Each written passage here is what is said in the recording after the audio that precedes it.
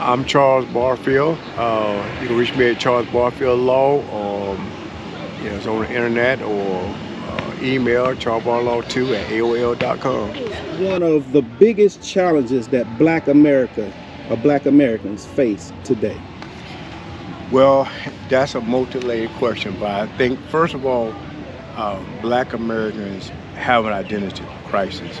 We don't know who we are, and our version of who we think we are has been through the eyes of slavery, discrimination, what white America has told us what we are.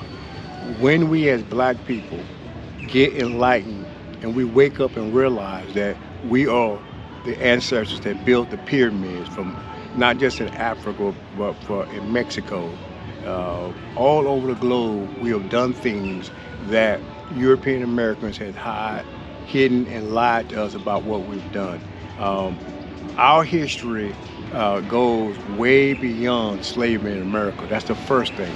Most miseducation of our people and our young people don't understand that they see roots, they see how the lies that black people came over here as slaves, but our ancestors were civilized thousands and thousands of years, and all the great Western thinkers went to Africa to learn how to do this and how to do that. So I think the first thing is the identity thing, and your identity comes from God.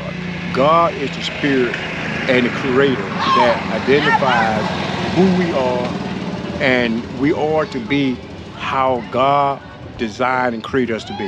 And when you mature and you grow up, you will find out that you need to stop not focusing on what you want to do, but you need to be deferential to God, because the creator of all things is wiser than you. And so you need to get with God's program to then figure out what it is, your purpose. And once you find your purpose and your identity through God, then you can enlighten God and get with the Word of God and the Spirit of God and to mature yourself with the kingdom people, and that will develop you, mature you into the person that God designed you to be. That's the first thing. The other thing is that there is a thing after you deal with your identity, you must understand the image that you are made and designed in the image of God. And when you are designed in the image of God, that means you are a godly individual. God doesn't do anything accidental. There's nothing accidental that happens. God is specific, he's intentional, and he's deliberate. And once you understand that you're in the image of God, then you can now be equipped to deal with the satanic image. The Hollywood demonic attitude is that we can quote unquote love who we want, but it's God who designed one man, one woman, okay, for procreation. Now it doesn't matter what the United States Supreme Court says, doesn't matter what Hollywood says, is that we are to be who God says we're to be. Laws can change, political paradigms change and switch, but we live in a society now where you got young people confused as to their God image, male or female, and it's not up to the human being to decide what they want to be. You know, there's some things come with maturization. You have to walk through things. A little kid doesn't know what they're designed to be unless they've been trained a certain kind of way. And I think that we've gotten so politically sensitized to all these different things where people are fundamentally confused. But I think we need to get back to godly behavior, godly conduct, and not what Hollywood says. It's a theory. 1% of the people control the economics of Hollywood, movie production, movie, everything dealing with Hollywood. But the reality of the matter is that when you in rural America, that stuff in Hollywood is not affecting you, but they want to be able to dictate how parents should raise their kids, how parents should discipline their kids. And I fundamentally believe that we should listen to God of creation, who laid the blueprint on how to do, live, govern in such a way that's godly. I would take my cue from the creator of all things versus a man or woman. I'm going with God every time. The other issue I think is When you get identity dealt with, you get your image dealt with. You got to deal with idolatry. It starts with from Hollywood. I think plays a big role in this, and even the devil wants you to believe in him. The devil didn't create himself. God created the devil, and God created the devil to showcase his sovereignty, his supremacy. From the Garden of Eden, it's always been the devil's goal is to usurp his authority over God. And so that's the war that's been going on since the garden. It's nothing changed. We just got different participants, different people. It's the same spiritual warfare between good versus evil, righteous versus unrighteous. And that is idolatry. People believing that they are God in their own mind, that they can do what they want to do, they can live how they want to live, and they can be who they want to be. And I say that God is sovereign, and his way has got to be the way. And that's what we're doing. We got too much idolatry, Satan worshiping going on versus worshiping God. That's the third, what I call the satanic evil. The fourth dimension of that is what I call influence. You have influence is what the war in the garden was all about. In the Garden of Eden, between Satan and God. Satan tried to usurp himself over God. And God kicked Satan out and a third of his angels.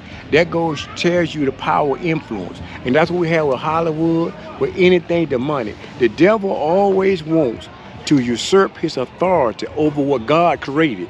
That is the war of influence. So basically, I believe all of life, spiritual, intellectual, economically, any other category you want to dream up, it all boils down to the godly war versus Satan in terms of the four satanic deviations that Satan tries to do.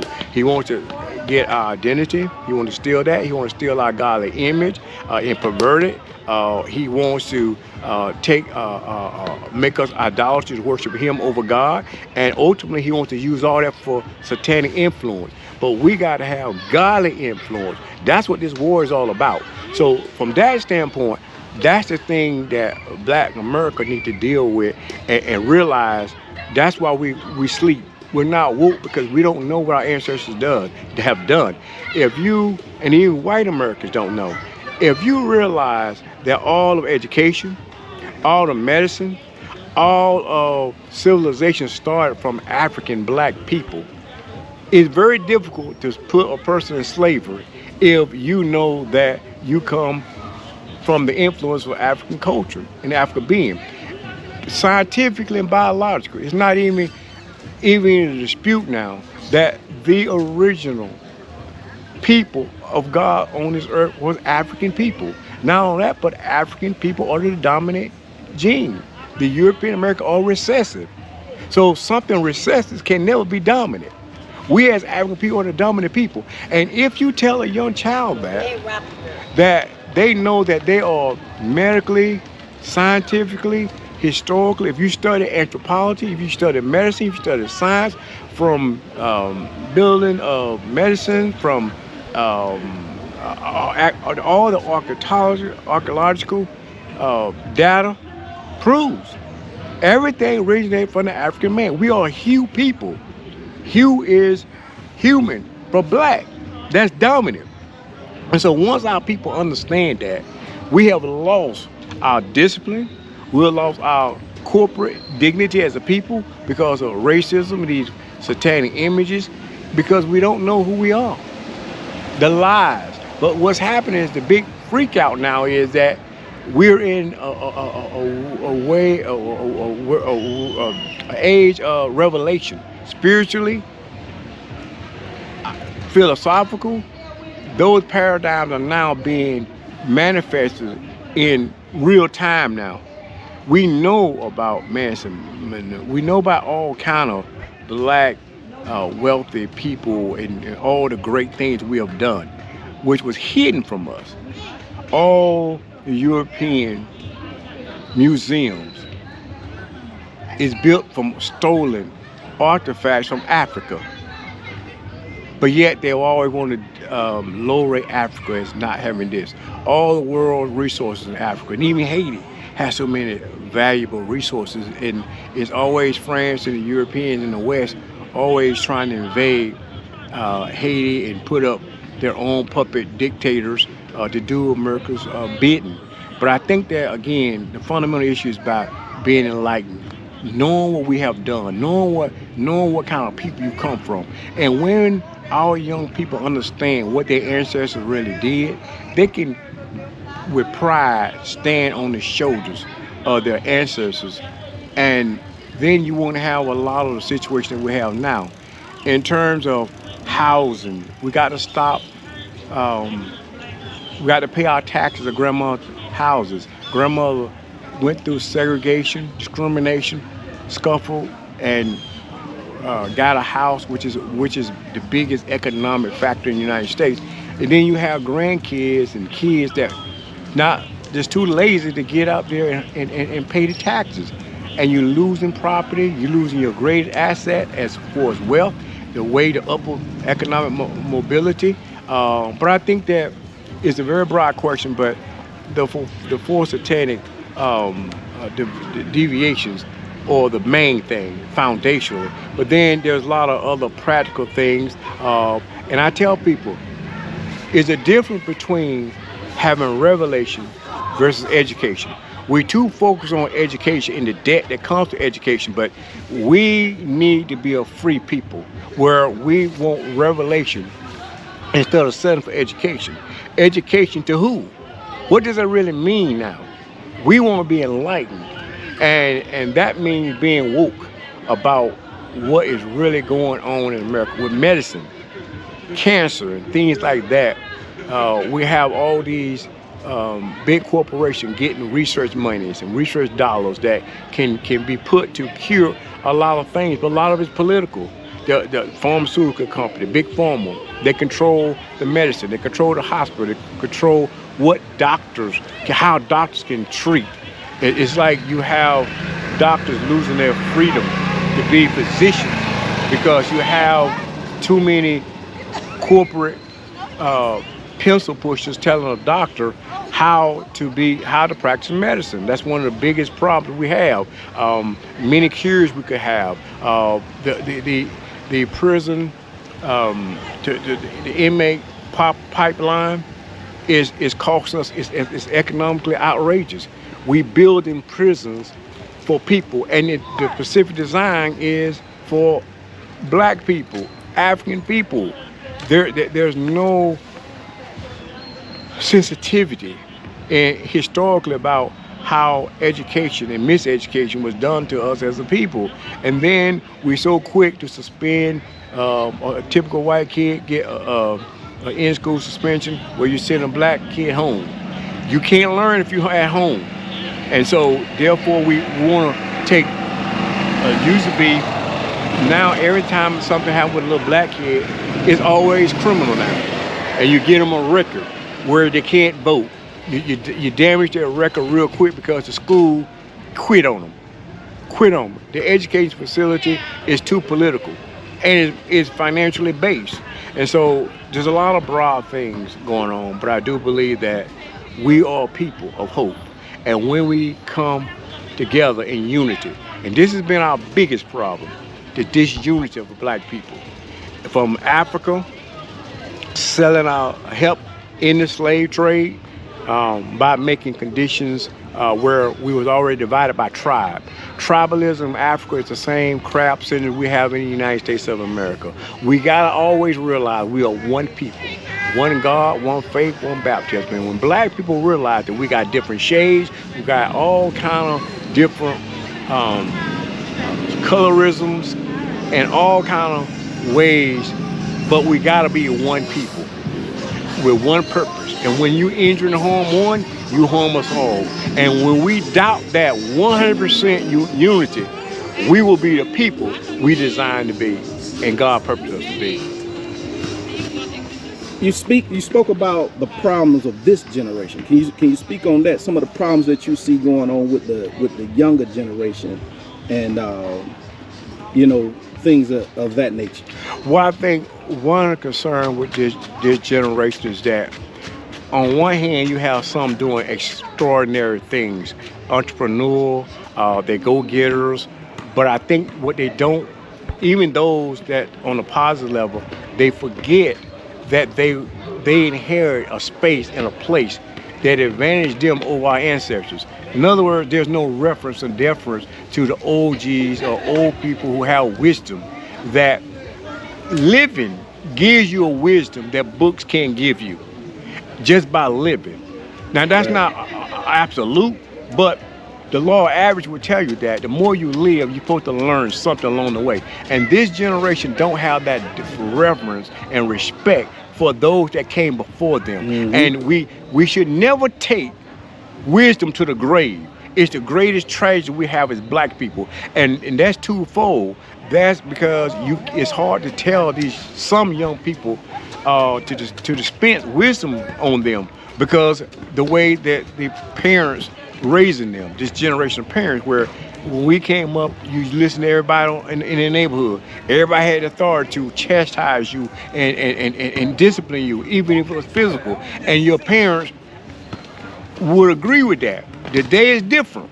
This generation, you can't really say a lot of things to help this younger generation because you have a physical confrontation with these young people these days. So that's a big thing. Secondly, there's a lack of reverence, but also this generation, they think they know everything. And this is the problem with that. Everyone needs to go what I call, quote unquote, the room.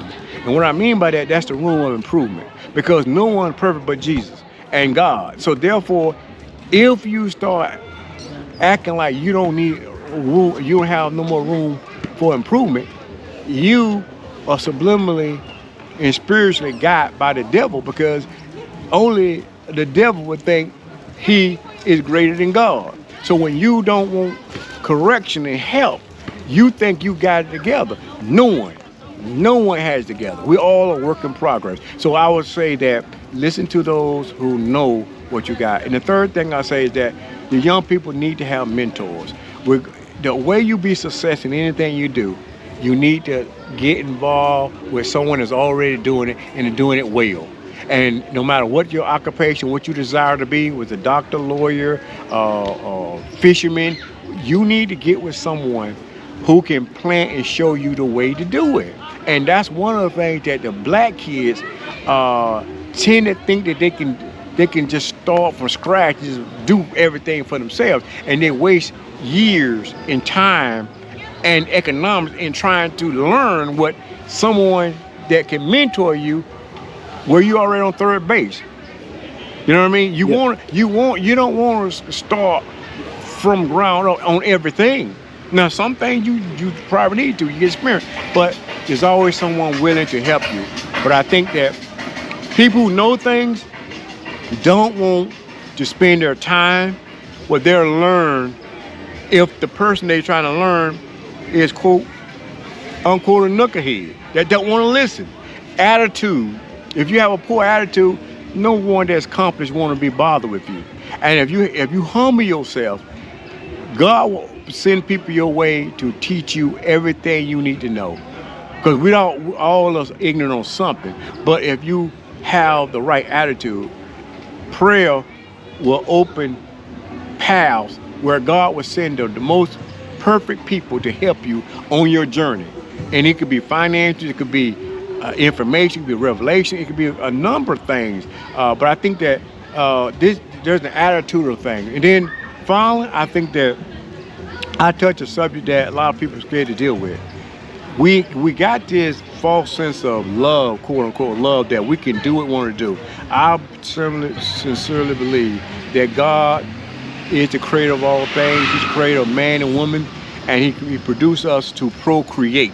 That's male, female. That's the way God designed. That's where it need to be. Now we got a demonic energy in law and practicality that says a man can do things opposite what God say, and a woman can do things sexually, and all this thing. And a lot of it is led by the Hollywood industry, trying to tell us we need to raise our children, not Hollywood.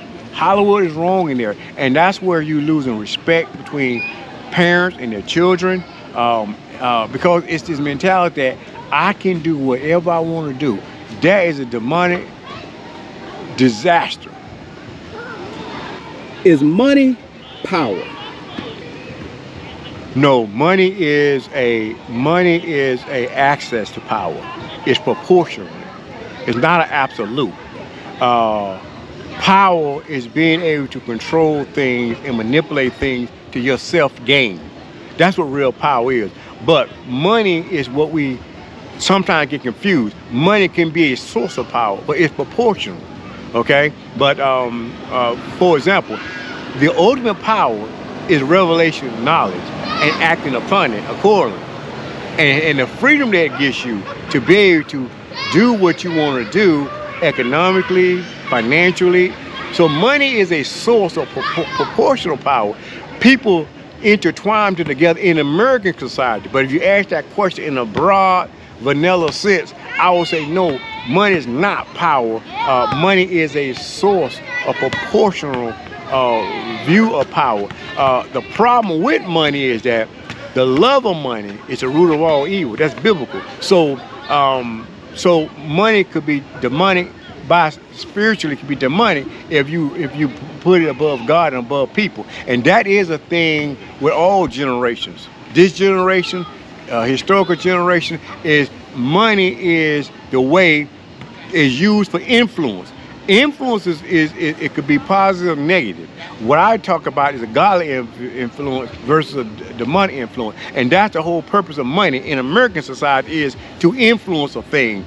And usually the money is not always a positive influence.